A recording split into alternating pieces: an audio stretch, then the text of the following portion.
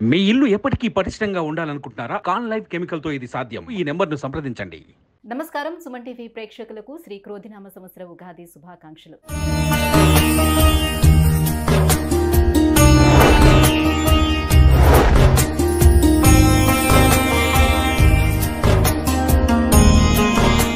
ఈ క్రోధినామ సంవత్సరం ద్వాదశ రాశుల వారికి ఎలా ఉండబోతుంది, అలాగే ఈ సంవత్సరం మొత్తం మీద నవగ్రహాల స్థితిగతులు ఏ రకంగా ఉన్నాయి అనే విషయాన్ని తెలియజేసేందుకు మనతో పాటు ఉన్నారు జ్యోతిష్య రత్న జ్యోతిష్య చక్ర వైభవ నిపుణ డాక్టర్ రాళ్లపల్లి రవికుమార్ గారు. గురుగారు నమస్కారం అండి. నమస్కారం. గురుగారు, ద్వాదశ రాశులకి ఏ రకంగా ఉండబోతుందో తెలుసుకునే ముందు ఈ సంవత్సరం అంతా కూడా ఆ ద్వాదశ రాశుల వరకు నవగ్రహాలు ఎక్కడెక్కడ ఉన్నాయి ప్లేసింగ్? తప్పకుండా అమ్మా. శరదిందు సమాకారే పరబ్రహ్మ స్వరూపిణి వాసరాపీఠ నిలయే సరస్వతి నమోస్తుతే. సుమన్ టీవీ ప్రేక్షకులకు శ్రీ క్రోధినామ సంవత్సర ఉగాది శుభాకాంక్షలు. ముఖ్యంగా నవగ్రహాలంటే మామూలుగా బుధుడు కానివ్వండి, రవి కానివ్వండి, అవన్నీ 20 రోజులకి మారుతుంటాయి ఒక రాశి నుంచి ఇంకో రాశికి. అలాగే శుక్రుడైనా 20 రోజులు మారుతాడు, కుజుడు 45 రోజులు, రవి నెలనాడు. కాబట్టి ముఖ్యంగా మనం తీసుకోవాల్సిన గ్రహాలు మటుకు 4 అండి. ఒకటేమో గురు సంవత్సర కాలం అక్కడే ఉంటారు కాబట్టి, రాహుకేతులు ఏడార్థానికి ఒకసారి మారుతారు కాబట్టి, నెక్స్ట్ వచ్చేసి శని వచ్చేసి 2.5 సంవత్సరాలకు ఒక రాశి నుంచి ఇంకో రాశిలోకి మారుతారు కాబట్టి, ముఖ్యంగా మనం గోచారం చూసినప్పుడు సంవత్సర ఫలితాలు చూసుకున్నప్పుడు మటుకు గురువు, శని, రాహు, కేతుల పొజిషన్ ఈ సంవత్సరం అంతా ఎక్కడ ఉన్నాయో చెప్పుకుంటే సరిపోతుంది. ఎందుకంటే మనం ఏం గోచారం చెప్పుకున్నా కూడా ముఖ్యంగా ఆ 4 గ్రహాలని బేస్ చేసుకుని చెప్పాలి. ముఖ్యంగా గురువు వచ్చేసి మనకి 1/5/2024 నుంచి వృషభ రాశిలోకి గురువు సంచరిస్తాడు. సో గురువు అక్కడ ఉంటాడన్నమాట ఈ సంవత్సర కాలం వృషభ రాశిలో. నెక్స్ట్ వచ్చేసి రాహు ఆల్రెడీ మనకి మీన రాశిలో ఉన్నారండి ఈ సంవత్సరం. అంటే నెక్స్ట్ ఏడాది దాకా కూడా రాహు అక్కడే ఉంటాడు సంవత్సరం అంతా. కేతు వచ్చి మనకి కన్యా రాశిలో ఉంటారు సంవత్సర కాలం అంతా. ఇంకా శని వచ్చేసి ఆల్రెడీ స్వస్థానమైన కుంభరాశిలో స్వస్థానంలోనే ఈ సంవత్సరం అంతా ఉంటాడు. ముఖ్యంగా మనకి అందరూ అంటారు గురువు అంటే మామూలుగా గురువు మారుతూ ఉంటాడు, డేట్స్ ఎలా తెలుసుకోవాలని. సాధారణంగా ఎందుకంటే గురువు ఇంపార్టెంట్. ఎందుకంటే దైవబలం, దైవానుగ్రహం సంబంధించిన అది గ్రహం వచ్చేసి గురువు.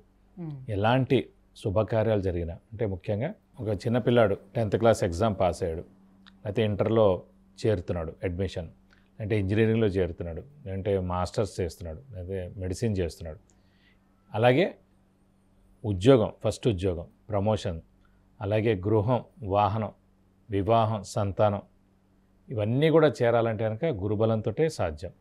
అంటే గురువు ప్రతి సంవత్సరం ఒక రాశిలో ఉంటాడన్నమాట. కాబట్టి ఆ గురువు ఆ సంవత్సర కాలంలో ఆ రాశుల వాళ్ళకి 2వ స్థానంలో ఉన్నాడా, 5వ స్థానంలో ఉన్నాడా, 7వ స్థానంలో ఉన్నాడా, 9వ స్థానంలో ఉన్నాడా, 11వ స్థానంలో ఉన్నాడో చూడాలి. సో 2, 5, 7, 9, 11 స్థానాలు శుభ ఫలితాన్ని ఇస్తాడు గురువు. సో మన రాశి నుంచి ఎక్కడైతే ఉంటాడు. కాబట్టి ఆ గురువు అనేవాడు ఎప్పుడు మారుతాడని ఎలా తెలుసుకోవచ్చు అంటే, పుష్కరాలు ఎప్పుడైతే స్టార్ట్ అవుతాయో ఆ రోజు నుంచి మనకి గురువు వేరే రాశిలోకి మారినట్టమాట.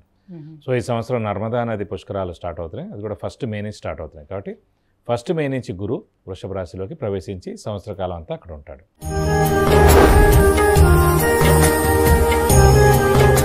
గురువుగారు, ఈ క్రోధినామ సంవత్సరం మకర రాశి వారికి ఎలా ఉండబోతుంది? సో వాళ్ళకి శని నడుస్తుంది కాబట్టి సో ఏ రకంగా ఉండబోతుంది ఏంటని ప్రతి ఒక్కరు చాలా ఆతృతగా ఎదురు చూస్తున్నారు. మకర రాశి వారికి ఈ సంవత్సరమైనా కనీసం మార్పు కనిపిస్తుందా, ఎలా ఏంటి? అవునండి. మకర రాశి అనగానే మనకి ఉత్తరాషాఢ 2, 3, 4 పాదాలు, శ్రవణం 1, 2, 3, 4 పాదాలు, ధనిష్ట 1, 2 పాదాలు. మకర రాశి అధిపతి శని. ఎందుకు ఈ సంవత్సరం బాగుంటుందని ఎలా చెప్పుకోవాలంటే, న్యూమరాలజీ ప్రకారం చూసినా కూడా 2024 ఈ సంవత్సరం 2 + 2 4, 4 + 4 8, మొత్తం ప్లస్ చేస్తే 8కి అధిపతి శని. సో ఇక్కడ మకర రాశి అధిపతి శని. సో ఇప్పుడు మనకి 1 మే నుంచి గురుబలం కూడా స్టార్ట్ అవ్వబోతుంది. సో గురుబలం చాలా బాగుంది. అలాగే రాహుకేతుల బలం పరిపూర్ణంగా ఉంది. అలాగే శని లాస్ట్ ఫేజ్లో ఉన్నాడన్నమాట, ఏలినాటి శని. నెక్స్ట్ ఏడాదితో ఏలినాటి శని కూడా వెళ్ళిపోతుంది. సో వెళ్ళిపోతే ఖచ్చితంగా మేలు చేస్తుంది. ఇయర్ సంవత్సరం ప్లస్ చేసినా కూడా 8 వచ్చింది కాబట్టి ఖచ్చితంగా 8, 17, 26 ఎవరైతే డేట్స్ పుట్టారో, లేదంటే మకర రాశి లేదంటే కుంభరాశి వాళ్ళు ఎవరున్నా కూడా వాళ్ళకి ఈ సంవత్సరం బాగుంటుందని చెప్పుకోవాలి. ఎందుకంటే శని అధిపతి అయ్యాడు కాబట్టి మామూలుగా న్యూమరాలజీ ప్రకారం. అలాగే ఈ గురుబలం అంటే ముఖ్యంగా గత 2 అంటే మొన్న లాస్ట్ బిఫోర్ ఇయర్ 3వ స్థానంలో ఉన్నాడు గురువు. లాస్ట్ ఇయర్ ఇప్పటిదాకా 4th హౌస్లో ఉన్నాడు గురువు. సో 2 సంవత్సరాలు గురుబలం లేక ఏలినాటి శని నడుస్తూ చతుర్థ స్థానంలో రాహు ఉండి చాలా సఫర్ అయ్యారు మకర రాశి వారు. ఇదివరకు కూడా మనం చెప్పుకున్నాం. కరోనా స్టార్ట్ అయినప్పుడు 2020లో ఏలినాటి శని ఫుల్గా అనుభవిస్తున్న వాళ్ళు మకర రాశి. సో మకర రాశి వాళ్ళే చాలా ఎక్కువ మంది, ఎందుకంటే సాధారణంగా ఏలినాటి శని నడుస్తున్నప్పుడు డబ్బు ఖర్చు, మాట పట్టడం, హెల్త్ ప్రాబ్లమ్స్ ఎక్కువగా ఉంటాయి. సో ఆ కరోనా వచ్చినప్పుడు ఎక్కువగా సఫర్ అయింది మకర రాశి వారే. కాబట్టి వాళ్ళందరూ కూడా ఆ బ్యాడ్ ఫేస్ అనేది మొత్తం వెళ్ళిపోయినట్టే నాకు తెలిసినంతలో. సో మే 1 నుంచి అలా గురుబలం స్టార్ట్ అవుతుంది, రాహుకేతుల బలం బాగుంది. లాస్ట్ ఫేజ్ వెళ్ళిపోతే ఏలినాటి శని నెక్స్ట్ ఏడాది వెళ్ళిపోతున్నా కూడా ఈ ఏడాది ఖచ్చితంగా మేలే చేస్తాడు. కాబట్టి పట్టిందల్లా బంగారం అని చెప్పుకోవచ్చు అండి. సో నేనంటే ఫస్ట్ మేషరాశి, సెకండ్ కన్యారాశి, థర్డ్ మకర రాశి అండి. ఈ 3 రాశులు అత్యద్భుతంగా ఉన్నాయి ఈ సంవత్సరం. కాబట్టి ఈ మకర రాశి వాళ్ళకి అత్యద్భుతంగా ఉంటుందని చెప్పుకోవాలి.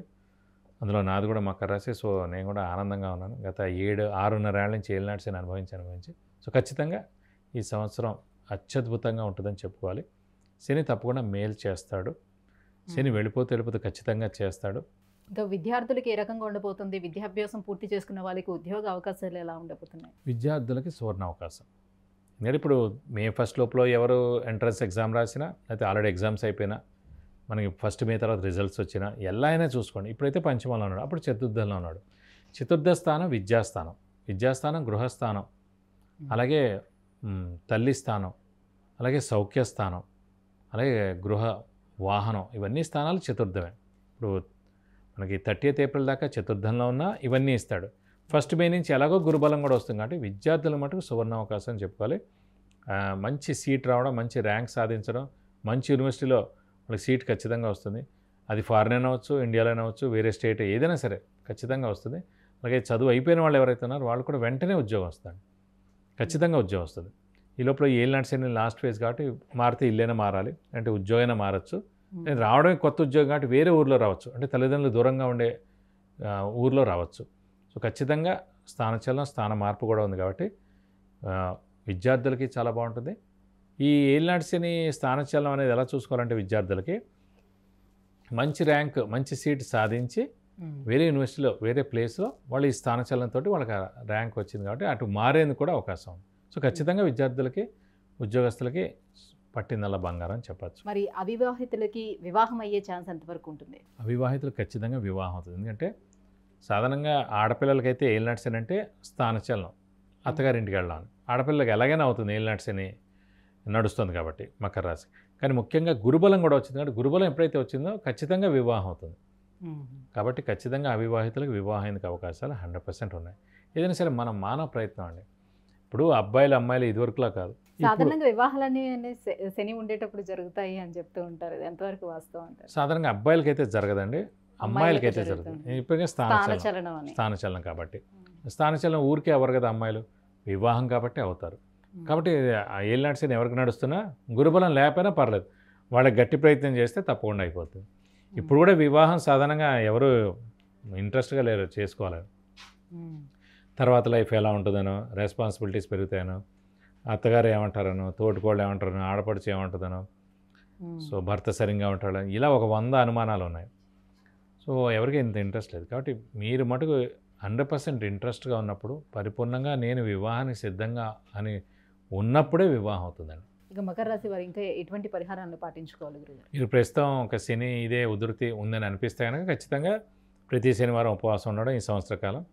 అలాగే ఆంజనేయ స్వామి అష్టోత్తరం రోజు చదువుకోవడం, శివుడు అష్టోత్తరం చదువుకోవడం, వెంకటేశ్వర స్వామి అష్టోత్తరం రోజు చదువుకుంటే మంచిది. అలాగే శనివారం ఆంజనేయ స్వామి టెంపుల్కి వెళ్ళి 41 ప్రదక్షిణాలు చేయడం, వడమాల సమర్పించడం, అలాగే తమలపాకుల పూజ, సింధూరు పూజ చేస్తే కనుక దోషం మొత్తం ఏమన్నా కూడా తొలగిపోద్ది.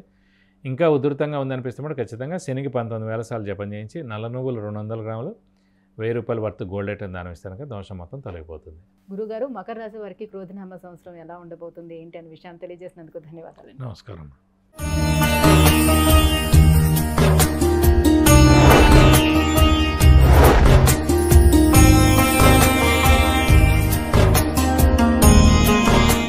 విద్య, ఉద్యోగం, విదేశీయానం, వివాహం, వాహన యోగం, గృహయోగం, సంతానం, ఆరోగ్యం, వీటన్నిటి గురించి తెలుసుకోవాలంటే గురుగారు అపాయింట్మెంట్ కోసం కింద స్క్రోల్ అవుతున్నటువంటి నెంబర్లకి మిస్ కాల్ ఇవ్వండి, లేదంటే మెసేజ్ చేసి అపాయింట్మెంట్ తీసుకోవచ్చు.